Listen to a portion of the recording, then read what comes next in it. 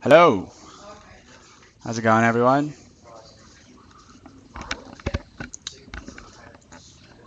Okay, so we're going to get started now. I'm Steve Tuxford. I'm one of your trainers. Can everyone hear me okay?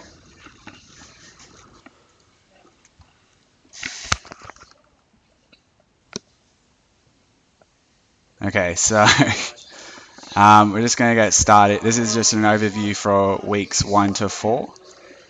Basically, if you have any questions, feel free to type them in the box. We have some tutors and trainers in the room at the moment that can answer you that way.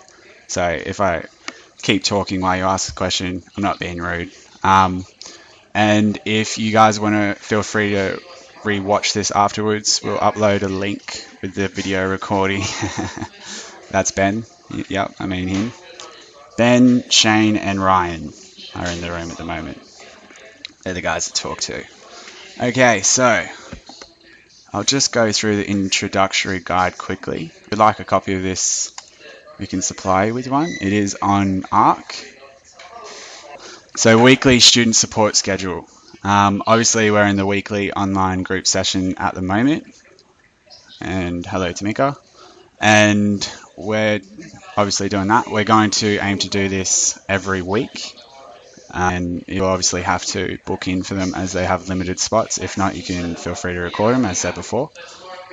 Please bear in mind here on weekly online one-on-one sessions, you have allocated with your personal trainer and tutor for Skype via Skype or even on one of these webinars. Feel free to set a time with your tutors or trainers anytime for that, and just to go through any problems in regards to the course. Okay, good stuff. This is the overview of the whole course. I'll go through it quickly. So we have Project 1, Workplace Health and Safety. Very exciting, I know. You will be hitting that at week 5. I'm not 100% sure which groups are here. Do that at least once a week. I'm not sure which groups are here if they're up to week 5, so bear in mind you don't have to worry about WHS until week 5. That's when the quizzes commence. WHS is built up of 4 quizzes and 4 assessments, and if you need any help with that, obviously a tutoring session can be organised for you.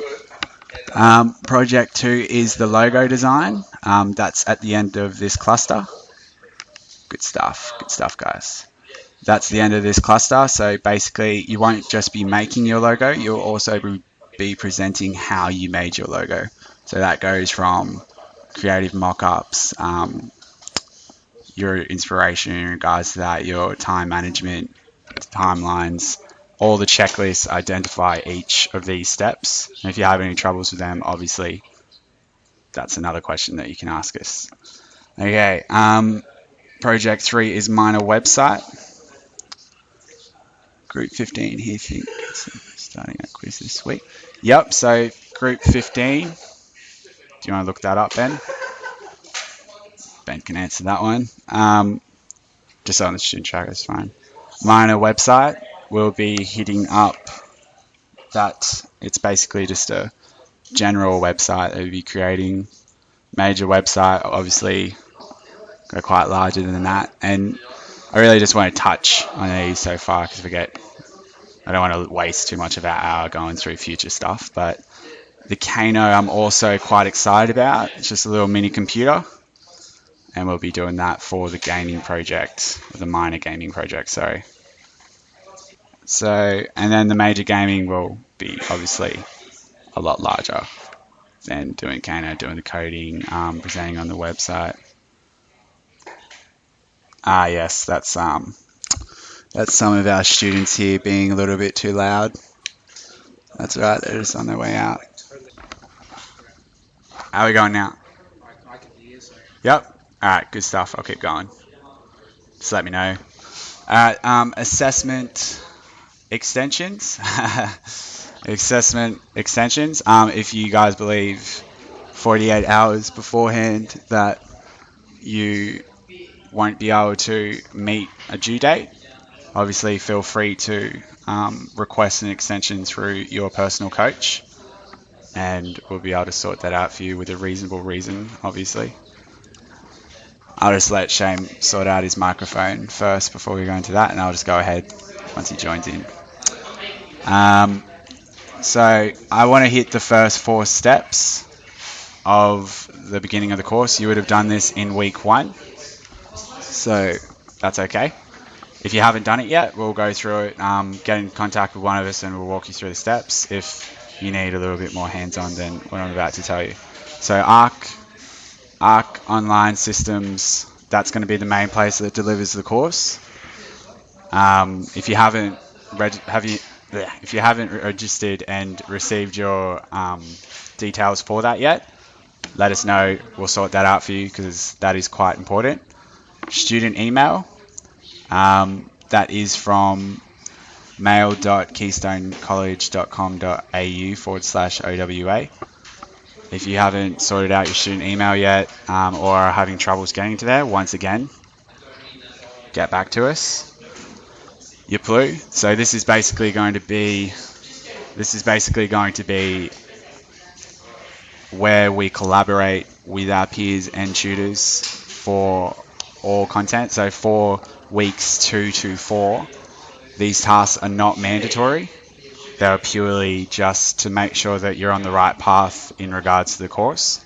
For instance, if you were doing your color theory project, task 1, and that's simply just doing the color palette for that. If you were to make sure that you're on the right path for that, you'd upload it to your PLU and get feedback from everyone.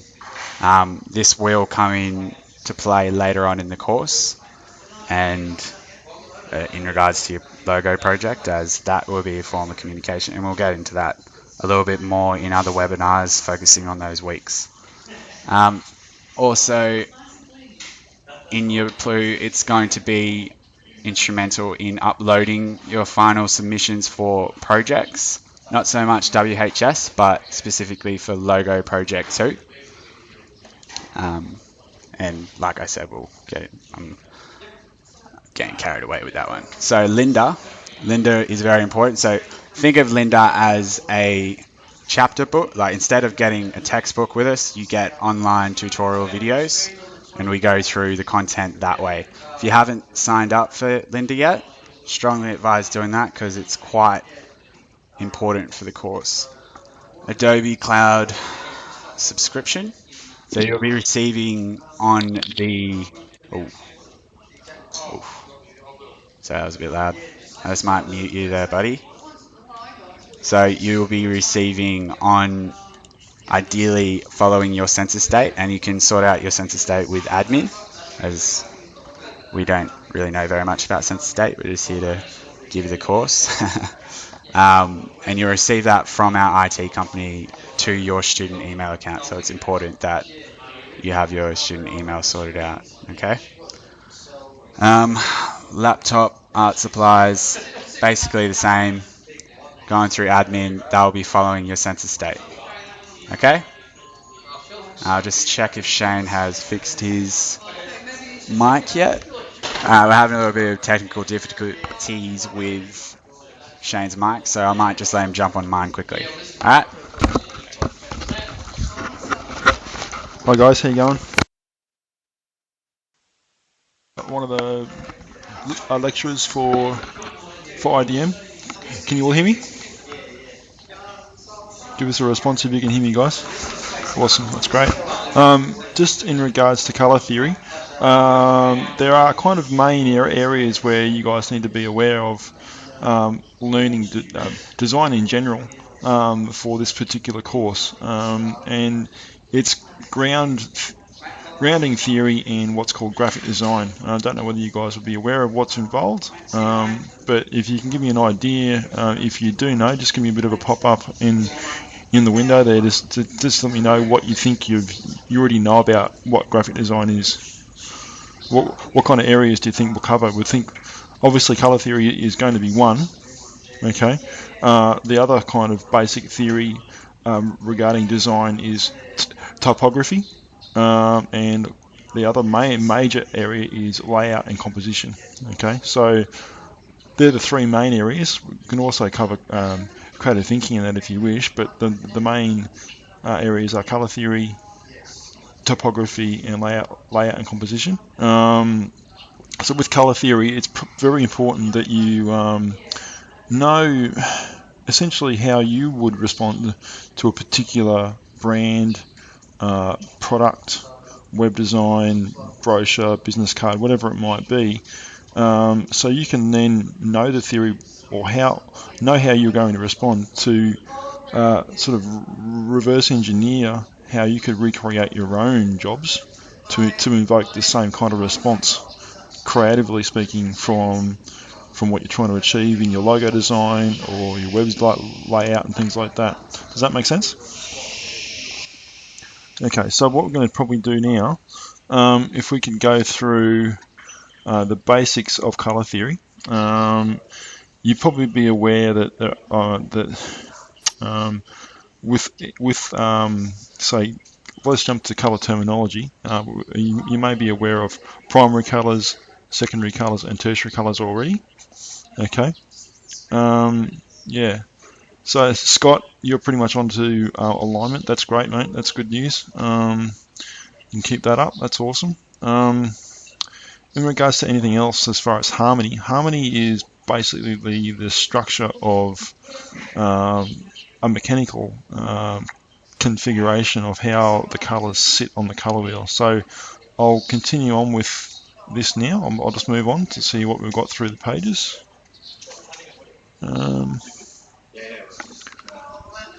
Okay, so the electromagnetic spectrum, without getting too far into it, okay, with this particular kind of science behind colour,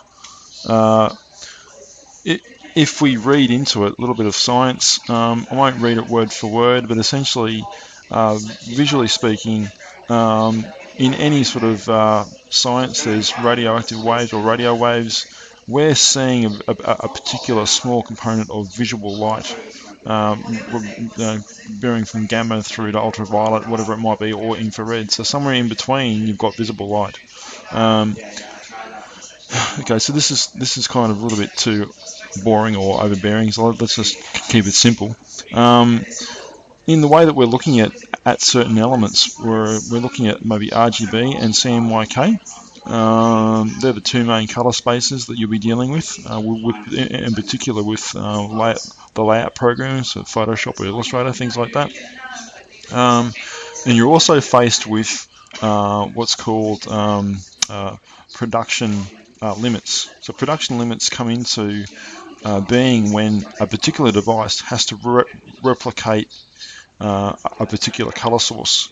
So if we're looking at the implications of that, screen-wise, obviously any screen, whether it's a TV screen, mobile phone, computer screen, is going to be RGB, correct? So,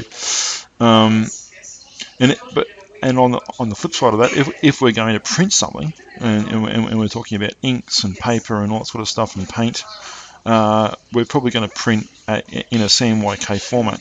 Okay, so your default go-to is going to be an RGB color scheme. Inadvertently, you may decide to print that. So in that conversion from what's being seen on screen as RGB to CMYK, it has to go through a conversion process, mechanically speaking. And in that process, you're going to lose a lot of vibrancy in your colors. So over here on the right-hand side, you'll notice that from converting from one color, let's just say we're looking at the orange triangle over here, and that's sort of a nice, real vibrant green, and then we convert it to CMYK. It's going to shift to the closest relative position in CMYK, and that's here. It's going to dull down. Your blues go a little bit darker, your oranges go a bit muddier. Just be aware of that. What you see on screen is not necessarily what's going to end up being printed. Just be very, very aware of that. Okay. So there are certain things you can do to kind of combat that. And one way is to actually design in CMYK first and then convert back to RGB later. And that'll sort of solve the problem, and that'll keep you inside this achievable spectrum combining the two together. Okay, I know that's a little bit sort of far out for some of you guys, but it could be something that you need to practice on. So let me just jump to the next page. Okay, so let's have a look at the color wheel. Okay, now again, the difference between RGB and CMYK is that one is predominantly called an additive color system, and one is called a subtractive color system. Now, an additive color system, if you add red, green, blue light together, you'll get white. If you add cyan, magenta, and yellow paint together, you'll get a black ink. Okay, so that's the reason why a particular color seems to be quite bright on screen, and when you convert it to an actual ink, it goes quite dull. That's the reason. It's going from one sort of positive attribute to a negative on the fly. Yeah, so you just have to deal with that. Let's see what we can move on with. Okay, so the color wheel in general. Okay, most of you guys think that the color wheel in general would be a flat, round object. It's not. It's actually more of a 3D cylindrical, possibly even a sphere. Okay, so we're going to go through a little bit of theory for saturation, hue, and lightness, and see what that is. Okay, so let's quickly move through. Okay, so let's go back to the terminology for now. Primaries, of course, your primary colors. Most of you guys would know this. Okay, from probably primary school, most likely. Primary colors are red, blue, yellow. Secondary, purple, orange, and green. And any of the tertiary colors are a combination of those in between those particular primary and secondary colors. Okay. All right. Okay. All right. So, okay. Let's have a look at the color harmony on the right-hand side here. So, as you can see, the color harmony, in comparison to any other of these particular shapes on the screen, complementary is usually regarded as two colors directly opposite each other on the color wheel.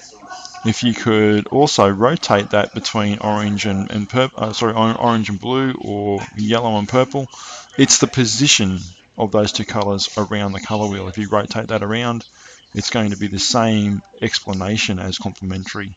Same with analogous. Okay, so three quite similar colors side by side around the color wheel. We can move that to be more blue, dark blue, violet, or red, orange, or yellow, green, or lime green, green. They're very analogous together, and they're usually very similar colors sitting side by side. Triadic, three colors as far apart from each other as possible, whether that be green, violet, and orange. That could also be red, blue, yellow, and depending on again where it's rotated around on the color wheel. Okay, you guys keeping up so far? All right. So there are some other variations, and that would be split complementary. And split complementary are very similar to complementary, but on one side of the color wheel we have two colors instead of one. There are rectangular triadic or square triadic, some different variations. So knowing your theory on how to explain that in your briefs and your creative briefs and things like that to your clients, that's a very important thing. And in particular, trying to justify your decisions on how things work, or trying to talk to other peers and talking through your decisions. That's quite a critical thing. I'll just jump up to the next one. Okay, color and context. Okay, let's have a look. Rightio, let's have a look at hue. So there are probably three main areas to a color wheel. Okay, that is hue, lightness, and saturation. Okay, hue basically is a name for the color. Okay, no matter what the color is. You've probably heard of obviously violet or teal or beige or whatever it might be. That's the name of the hue. Okay, whatever the name of the particular color is, that is the name for that particular color. Now, lightness is the amount of white or the amount of lightness being shone through the color itself. And saturation is actually the amount of grey. Now, that's a little bit tricky. Saturation can be a little bit tricky to understand, where if we're looking at red on one side and green on the other side, okay, and we go through to the middle point, green and red have the same value of grey, or the same saturation. So if we desaturate red, or we desaturate green, we'll end up with the same value of grey.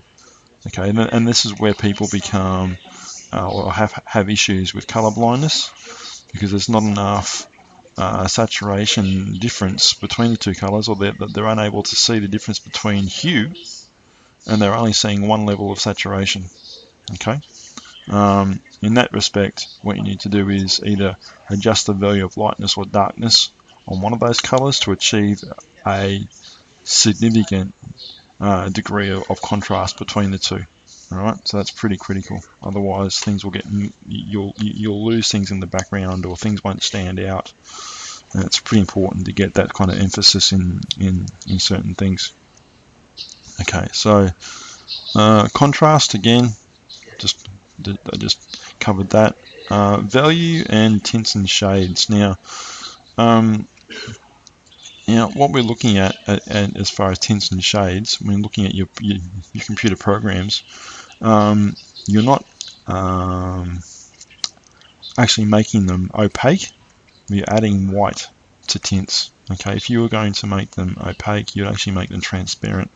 So we're going to actually add white, and there's certain percentages, and this is in particular relevant to spot colors for screen printing and all those kinds of things. So it's a good idea to understand how tints and shades work in regards to, say, Illustrator and Photoshop and those kinds of things. Make sure you look at that.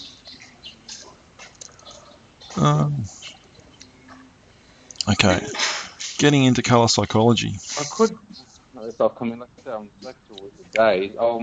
What I want to do is probably in the morning is look around. Ryan, you're on live, mate. Okay, sorry guys. Okay, so color psychology, and this is another thing for you guys to be aware of when you're developing your creative output. Okay, whenever you're walking around now, walking out in the streets, doing your shopping, and you're interacting with certain brands and designs, I want you to be acutely aware of how you personally respond. Okay, the more aware that you can articulate your own response, the better you will be able to understand how to recreate that in your designs to evoke the same response, or your own intended response for your own designs. Does that make sense? Okay, so color psychology obviously is just understanding your own response to a particular color or a group of colors. Okay, so that I'll let you guys understand or read this particular page in your own time. Okay, and don't forget that when we're looking at color psychology, you can take it out of context as well. Okay, you've got other areas, whereas say ecology would have its own sort of centralized group of colors, and I would look at this as being ecologically would be sustainability, and say sustainability or the environmental kind of angle would have its own group of colors, browns, greens, oranges, blues. Wouldn't be to anything.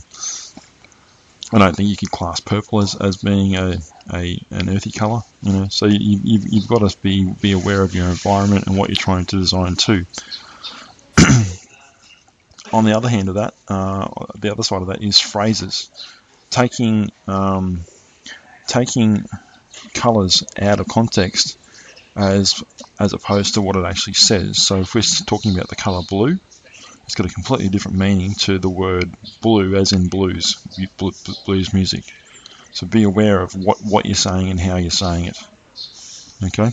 Also be aware of colour in context in regard to religion. Certain religions hold certain colours that are in high value, and if you use those towards those particular groups out of context and you get that wrong, you're going to be held accountable. Okay. Again, in therapy and those kinds of things, there's the whole chakra sort of light color system. Okay. That you need to be aware of, and also in other world cultures. Okay, so just be careful that you don't end up annoying anyone and putting them offside, because that's going to cause havoc for you. Okay, that's pretty much it. I know that's a very, very brief overview. Do you guys have any questions regarding color theory at all? I can answer now. Just type it up if you wish. Okay, awesome. All right, now moving on to topography. Now, this is a huge subject. Color theory is very, very simple to understand. And excuse me for a sec. Yeah, and topography is one of those things that needs to be practiced on a regular basis. Okay, same with learning your programs in Photoshop and Illustrator. If you're not doing this on a regular basis, and I'm talking hours and hours and hours of repetitive work or revision, it's not going to sink in. You're not going to get any better as a designer, and that is the goal of this course. Okay, you need to know your stuff as far as design, or the end result that you're going to do is going to end up looking terrible. Okay. All right, so so topography is one of my kind of favourite subjects, because it kind of grows on you. It's one of those things that you hate doing it when you first start it, because it seems so uninteresting. It doesn't seem to be like hold any relevance. But as you mature as a designer, you really come to terms with how important understanding the written word in a design. If you've got all the visuals in the world, and they could be the top-notch, best developed, say Photoshop or layout, without an actual proper or legible set of topography in your design, you're going to lose the audience, because they're not going to want to read what you're saying. Okay.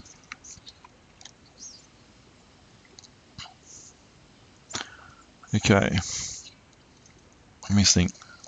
So let me just quickly step to the next slide.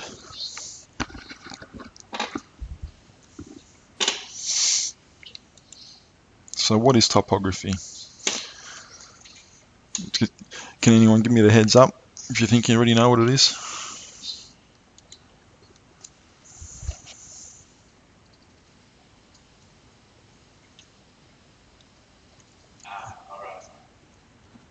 Pictures with words? Yeah, I suppose it could be said as that.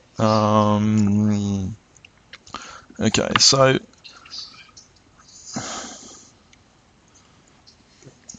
let's just say why good topography matters. It's the critical first impression about your message. Okay, so without that first impression, let's just take out color from the equation altogether. Okay. If you don't have enough contrast between each meaning of the word, or using hierarchy in presenting your message, you're going to lose interest. People aren't going to get what you're trying to say. If it's messy, or you've got too many typefaces or too many fonts in the design, it's too cluttered, it can't breathe for itself, and you're going to really confuse the person looking at your particular layout. Okay.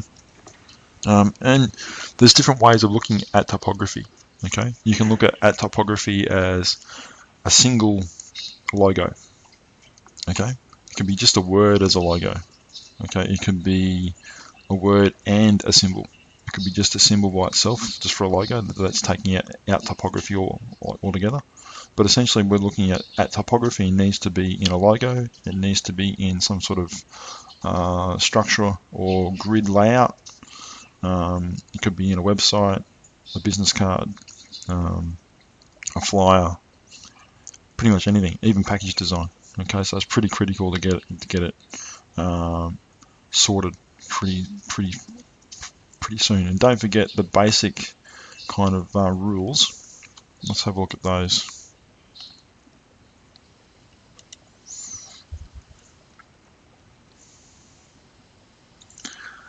Okay, so we're looking at alignment, repetition, contrast, proximity, and balance. Okay, so alignment creates a sharper, more ordered design. Okay, and your line elements allowing them to create a visual connection between each other. Okay, the tightness of the design, okay, really reflects how structurally sound this is going to be. Okay, so if you've got things that are out of alignment, it's going to seem to be loose and sporadic and all over the place, whereas something that's a little bit more structured through guides and grids, you're going to nail it pretty much every time. Okay, what else have we got there? So let's look at repeating elements over and over again. So the same angles, the same color, the same size. Okay, it's sort of in a whole, it really solidifies the whole layout. Okay, the consistency of that repetition makes for a strong piece. Okay, again, contrast. Deep contrast. If you don't have a good sense of contrast, you're going to fall short of emphasizing certain information, and things are going to get lost in the background or going to get lost in the foreground, depending on what you're trying to achieve. Also proximity, making sure that things are in the right place, or repetition of certain things are in certain places, and balance as well. There's different ways of balancing, whether it's symmetrical or asymmetrical. The analogy saying of balance is you can probably put something, say, on a seesaw, and you've got two items on either end. If you've got the same equal mass and the same weight at the same distance from that center point, it's going to be symmetrical. If you move one item closer to the midpoint, obviously you can increase the mass of that object without losing balance, and that's what's called asymmetrical. Okay.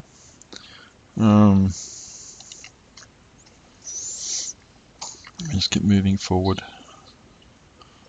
Okay, then we're looking at the basic standard anatomy of type. This is pretty critical when you start to either looking at, you might want to make your own typefaces in Illustrator or download certain typefaces. Be aware that there are there's a lot of history in type. I'm talking hundreds, thousands of years. Okay, so going back through like the last couple of 100 years, guys have been making these things by hand, whether it's in wood, like woodblock format, or actual cast steel, things like that. So, and of course now with the advent of computers, things are being made digital, and then that becomes downloaded as an actual type from a free typeface library, or even the certain Adobe typefaces and some of the higher regarded typefaces from some of the world leading type foundries can sell for up towards $2,000, $3,000, $4,000 for an actual typeface family. Okay, so just be aware of that. There's a lot of work that goes into these things. They're not just thrown together haphazardly. Whereas some people do that, and they hand them out like confetti, as they are not worth a lot, because the people who are putting together don't necessarily understand the effort or the theory put into creating. This is a piece of art, so you've got to treat it as that. Okay, so so the anatomy could be anything from the baseline to the X height. Okay, you've got different terminology here. I'd advise you to go to the topographydeconstructed.com to give you an overview of each individual element. If you intend to pull type apart and understand it thoroughly, and this will lead you down the road to conversing with peers to reconstruct a logo or deconstruct a typeface logo and put it back together the way that you would like to. Okay. All right. Let's see what else is next.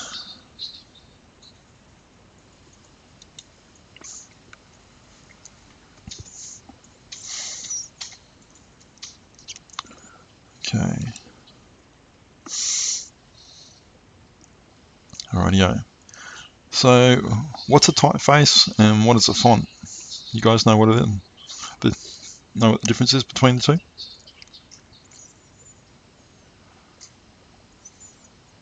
Okay, so essentially a font is the digital mechanics of one particular file, whereas a typeface is the creative elements structured in spacing and form and thickness and weight of the whole font family.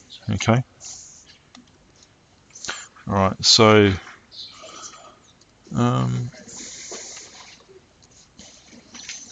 what do we got? Okay, so we're looking at some basic layout tools or some basic layout theory as far as X height. So X height is the height of the baseline up to the top of the capital letter.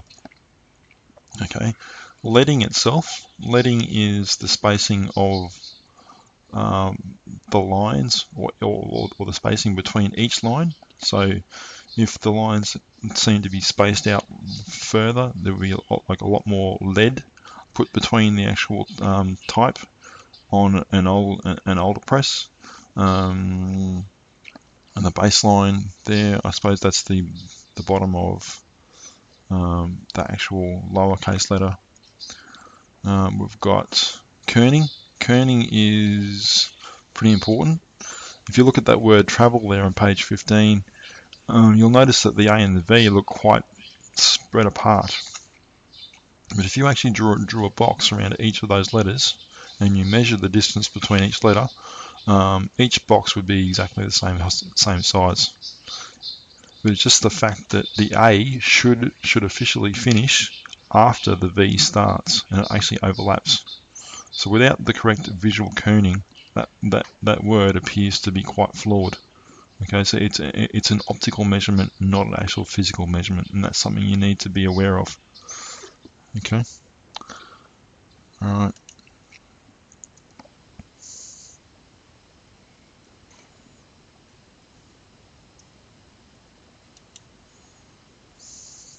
Okay. Okay. You will also need to be aware of point size. Okay. Point size is going to be relevant to what you're producing as far as print. Also be aware of what point size is in relationship to pixels as well. Every design agency or freelancer, whatever it might be, needs to know how to facilitate, what's the word, probably a style guide for a particular brand, and that style guide needs to be replicated exactly nationwide or even internationally for some of the bigger corporations. If people start distorting brands replication and start to distort either the font size or the font family and start to skew and shift that particular type style, that brand's consistency can be reflected as untrustworthy. So it's pretty important that you get that right. Okay. Some of the things that you might already know about is an ascender and a descender. An ascender is the stem of a lowercase letter going above the X height towards the cap line. Okay, and a descender, say the Y, is the bottom of the Y, the loop of the Y going down past the baseline and looping around. Okay. Now, tracking, the difference between tracking and kerning, as I spoke to about before, tracking is the general spacing of the whole word or the letters in the whole word, whereas kerning is individual spacing between each letter. Okay, that's important. If we could say that, if we said what good kerning is, I'd say good kerning is tight but not touching. If we could have the same amount of liquid, if we could pour liquid down between each space of the letter, whether it's sand or water, if we could pour something down between each space, I'd want to see the same sort of visual or the same flow going between each space as possible. And that sort of would indicate a well-kerned pair of letters. Okay.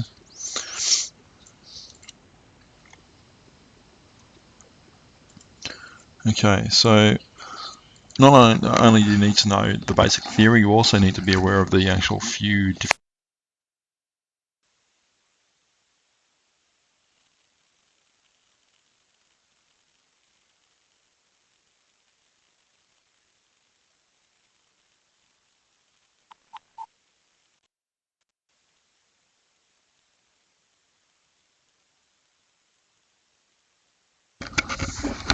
How's that? Yeah, that's it. Better? Okay, sorry guys, lost you there for a second. Okay, so just be aware that you can download some pretty poorly created fonts. The main type styles that you'd be looking at would be black letter. Okay, there are some decorative typefaces, some ornamental typefaces. There's also script, but the main two that we need to be aware of, in my view, would be the serif and sans serif. Okay, so in some of the tasks later on, we'll probably have to let you know that we're going to get you to write your first name and last name using serif. Now, where are we? Serif.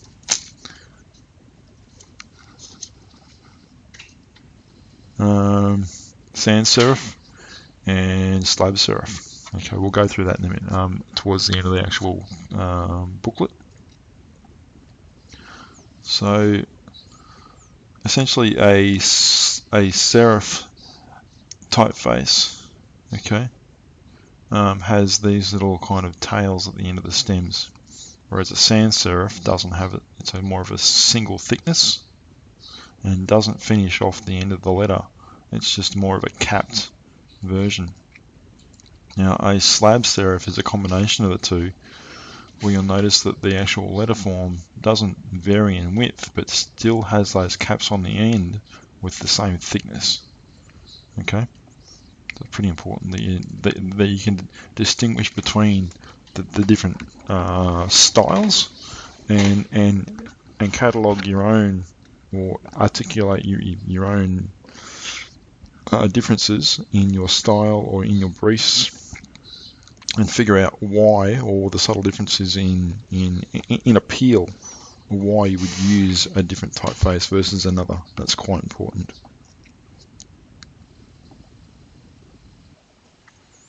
Okay, let's just jump ahead for a sec. Okay.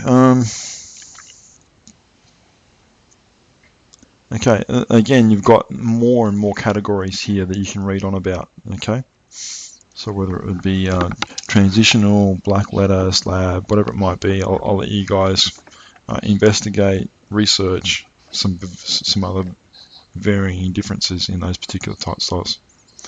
Okay.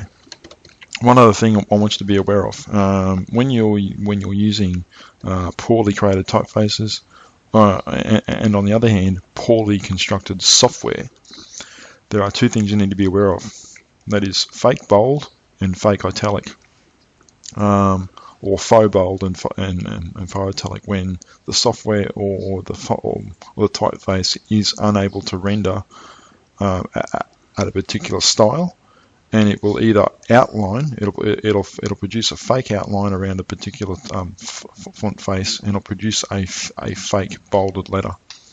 Same again if you were to italicize a letter, and it wasn't meant to do that, it would skew rather than actually substitute the right rendering and it will look quite bad, as in this little graphic down the bottom here.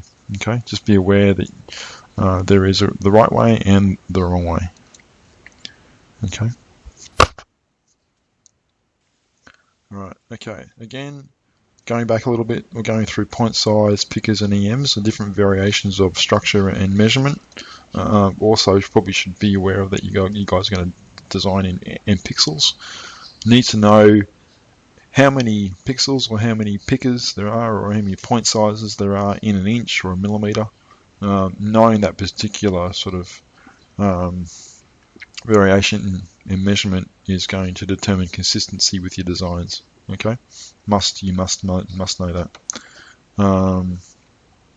Again, knowing what a font family is. Okay, a font itself is just one of these things. A font family or a typeface is the whole range of thicknesses and variations within that one family. Okay, and that's what costs you money, is buying one font family, ranging from, ultralight to extra bold, oblique. Okay, pretty important. And usually these kinds of things distinguish the good typefaces from the bad fonts, okay, or the bad typefaces. Okay, oblique is usually italicized, guys. So it's just, again, different terminologies for different things.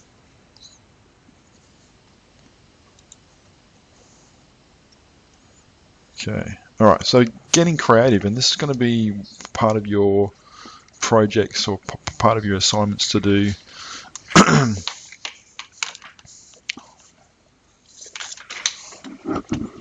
Just one sec. Can you plug that in, please? There should be one there. There's one in my bag. Okay, so being creative, what we need to do is look at how you can be creative with a particular typeface. So whether you can design a call out or a visual pun, or construct shapes with the letters, anything that you can do to enhance meaning. Okay, play with shapes. All right, reverse letters, join stems, flip and rotate. Okay, anything that you can do to treat the letter as a shape rather than a letter, to increase the meaning. All right, even remove and join stems. There's different ways of doing it. I'd encourage you guys to get into logo design and figure out how people do it. Okay. I think that's pretty much it. There's a few different ways there as well. I've pretty much covered everything. Now, layout and composition. Obviously, you guys, there? Turn your mic off and turn You on? You are now muted. No, I'm muted. Okay. No, I'm not. You are now unmuted. Okay, can everyone hear me?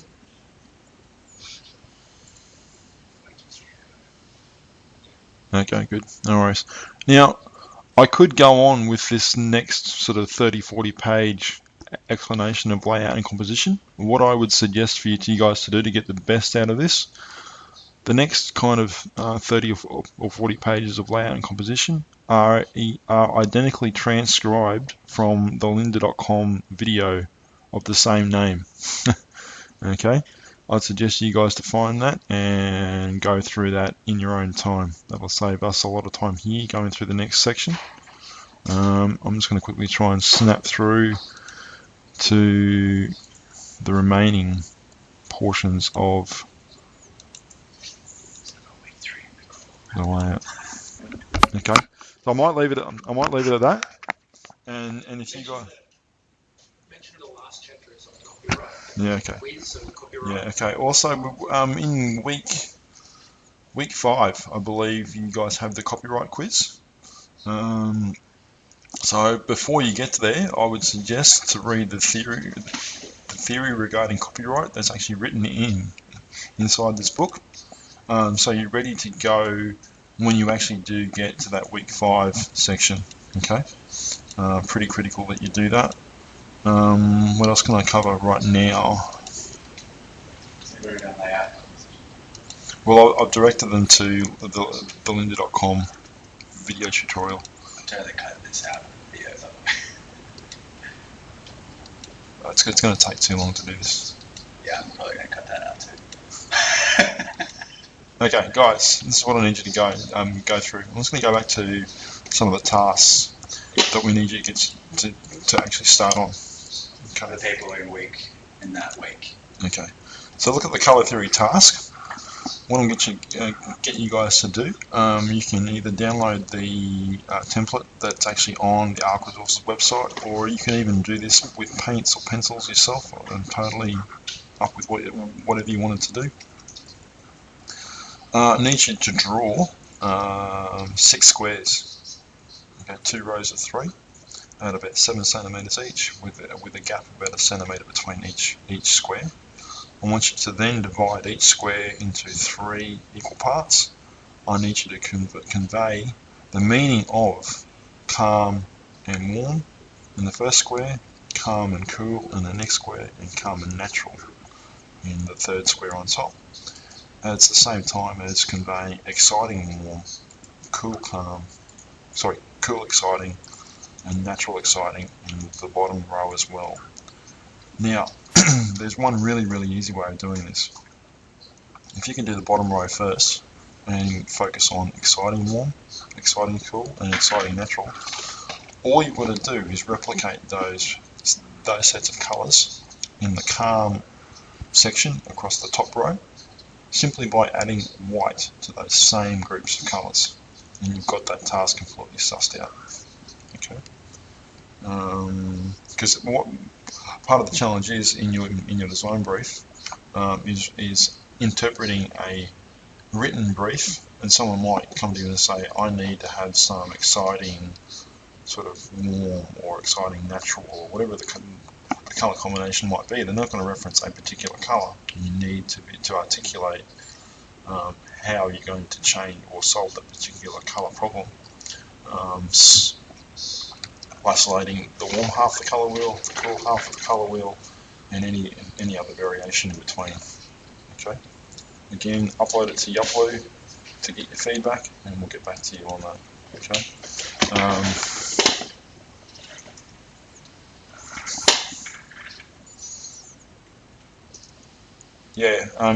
It is a subjective task. There's no right or wrong way. The only thing that I can say to you is don't get your warm half and the cool half of the colour wheel mixed up. For instance, orange isn't a cool colour. Okay, green isn't a warm colour. Just stick to your warm half and the cool half of the colour wheel, and you should be pretty well sweet. Okay, going back to your topography, again for the first task, I want you to use your first 3, probably use your initials for for this particular task. You're going to create like a little sub logo. It's not the main logo project. This is not related to that. This is just some creative thinking processes for you. For instance, my initials are RSB, and you can see that there's an example there on the top right hand side. I've done as many variations by using, sans serif, serif, slab serif, flipping, rotating, joining, skewing, whatever I can do to get some different variations in the layout or the composition, or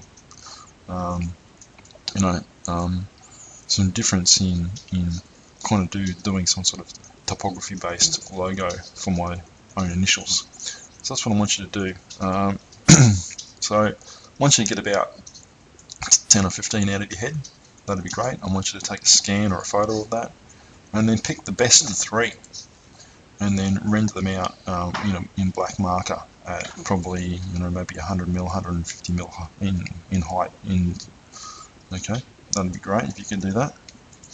And then the next step, as I said before, I want you to tell me or show me if you know the difference between what is a serif, a sans serif, and a slab serif typeface, rendering out your own first name and last name with each particular type style.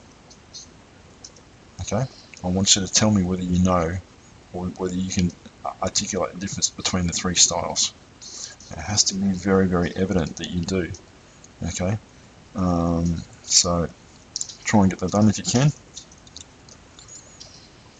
Alright. Okay. Just give me a sec, guys. Hello.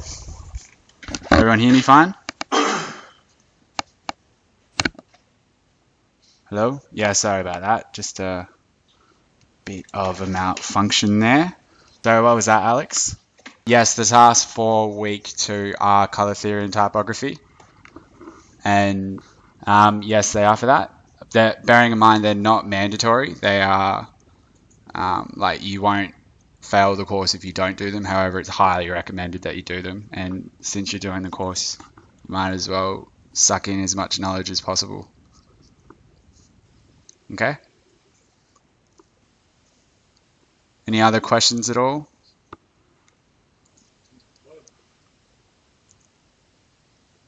Good stuff. No worries.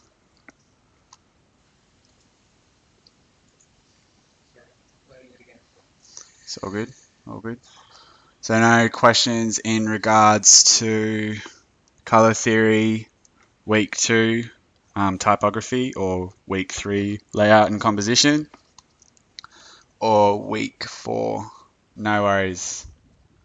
No worries. So maybe when you get a chance, maybe just edit it to your name so that we know who, like in regards to finding out your details and stuff and what week you're on, it'll just be a little bit easier. Just when you get a chance, it's no big deal.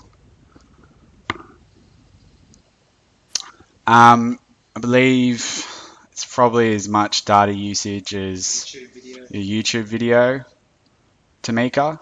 I wouldn't stress too much in regards to that.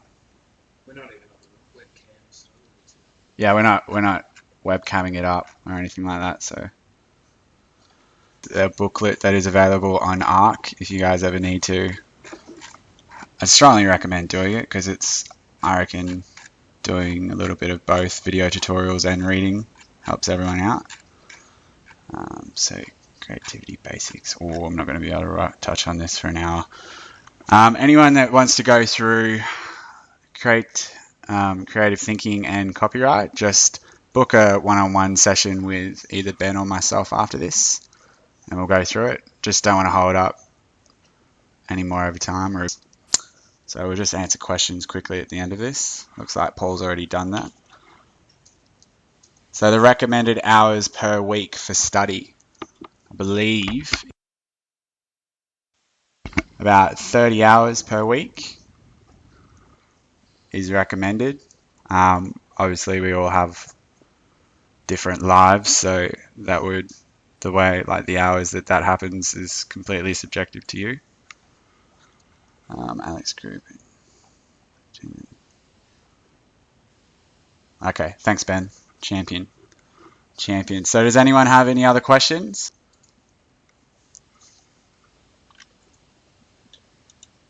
Yes. Videos are lovely. Oof. Thanks, guys. That's fun. Looks like we're pretty good. Alright, well, thanks guys for coming in. I hope you got all the information that you needed. And please take what we said into account. If you need any help at all, always feel free to message us or contact us in any way. And yeah. Thanks guys.